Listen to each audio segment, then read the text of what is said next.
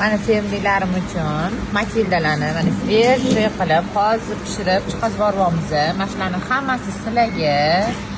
Bizga bo'lsa mana shu chetidan chiqqanlari ham bo'laveradi. Mana ozgina kremlardan olib va oqizib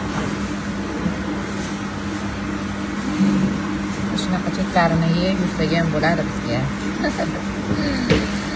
Sizlarga ko'proq olsin deymanda. Mana ko'ryapsizlar. Issiqqina hozir yaqinda chiqqan.